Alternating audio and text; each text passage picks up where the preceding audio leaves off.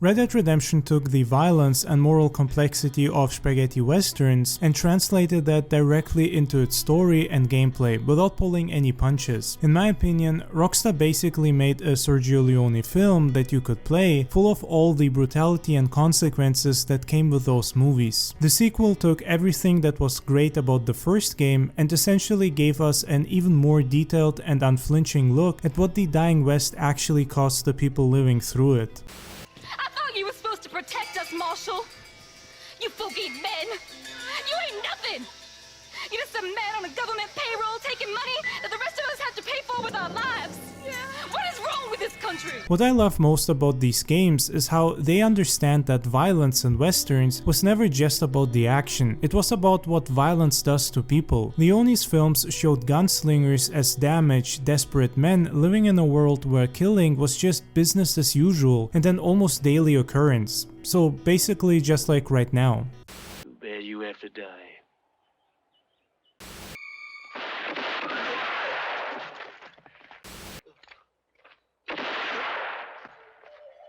The Dollars trilogy had this uncomfortable relationship with violence where shootouts were both stylized and deeply ugly. Red Dead Redemption captures that exact tone. When you shoot someone in these games, the animation is detailed and brutal, full of blood and screams.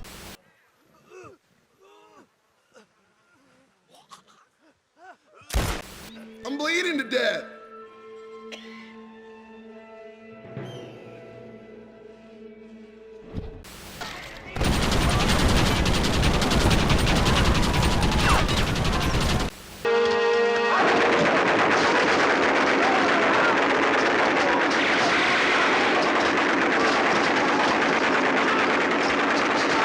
John Marston in the first game is basically Clint Eastwood's Man with No Name if he tried to retire and failed. He's trying to leave his violent past behind, forced back into it by circumstances beyond his control. That's the setup of every great spaghetti western. Men who want to be done with killing, dragged back in for one last job. The difference is, Red Dead makes you participate in that cycle. Every mission where John says he's doing this to protect his family, you're the one pulling the trigger. The game puts the moral weight on you in ways a movie can't. I'm gonna give this life up to be a singer. Take the money and let me live. No! Angeline!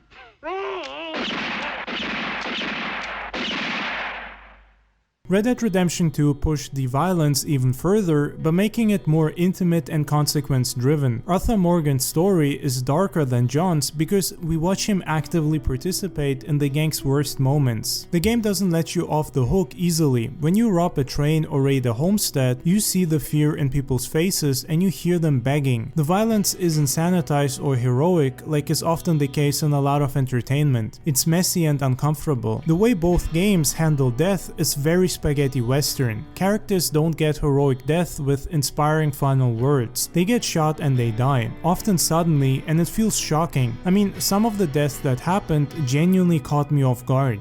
You got that one, Arthur?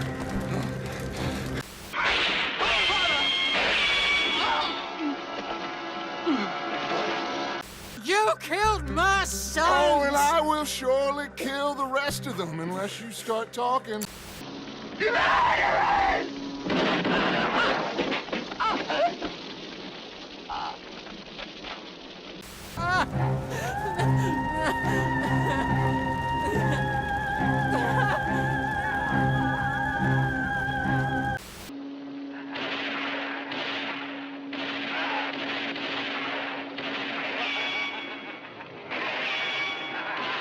The Mexican Revolution in the first game always reminded me heavily of A Fistful of Dollars. John gets caught between different factions while playing both sides and trying to survive and achieve his goals. The game shows revolution as bloody and chaotic, not romantic. People die for causes they don't fully understand, manipulated by leaders who don't care about them. The whole place has been a hotbed for revolution since before the Spanish left. Now there's another local guy running around promising the peasants their freedom. Just like the last two or three.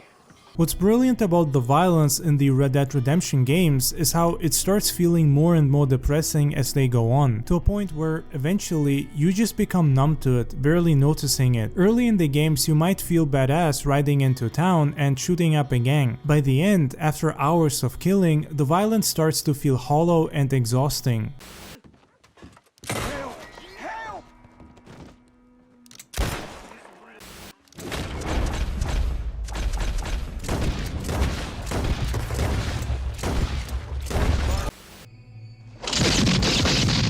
Arthur's journal entries in Red Dead 2 show him questioning what they are doing, wondering if any of it means anything. He's clearly exhausted by all the chaos and violence, and the seeds of doubt are growing stronger day by day. I think deep down, Arthur realized that Dutch was a fraud and a manipulator long before things started to fall apart. You can already see him question Dutch more even in the prologue. The honor system in both games tries to give you moral agency, but the reality is you're playing a violent criminal in a violent world. You can help people and be kind, but you're still going to kill hundreds of men before the credits roll. It's a contradiction that is very spaghetti western in style. Even the good characters in those films were killers. They just had slightly better reasons to kill than the villains, so audiences felt more sympathy for them. Hey, gringo! ¿Hablas español? No, sir. Saludos, amigo. It's not smart to go wandering so far from home. Now, I appreciate the welcome committee, but I'd hate to spoil a beautiful afternoon on such beautiful land. I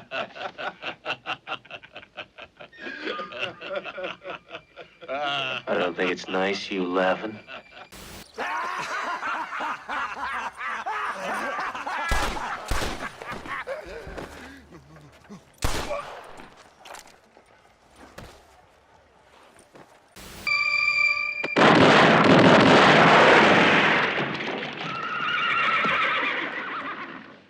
Both Red Dead games end with their protagonists dying, unable to escape the violence that defined them. John Marston gets gunned down by the government he tried to work with. Arthur Morgan succumbs to disease and betrayal. These aren't happy endings, but they make perfect sense, and honestly, a happy ending would have ruined the genius of these stories. The gunslinger always dies because there's no place for him in the world anymore. The West is dying, and violent men die with it.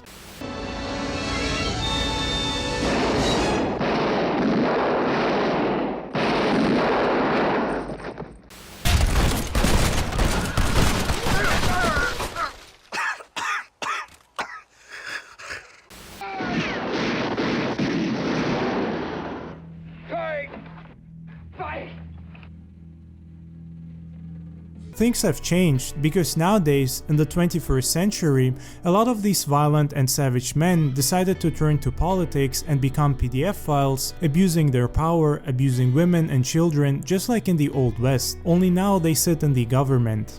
They burnt the place down, killed the men, burning most of them alive, and raped the women.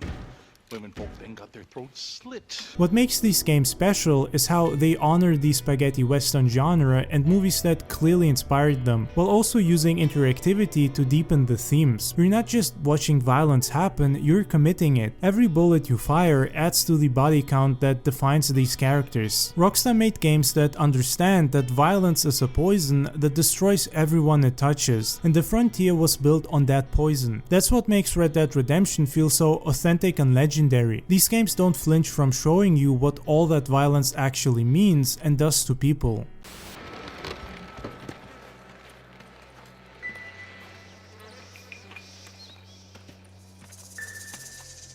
Holy sweet mother of mercy. People don't forget. Nothing gets forgiven.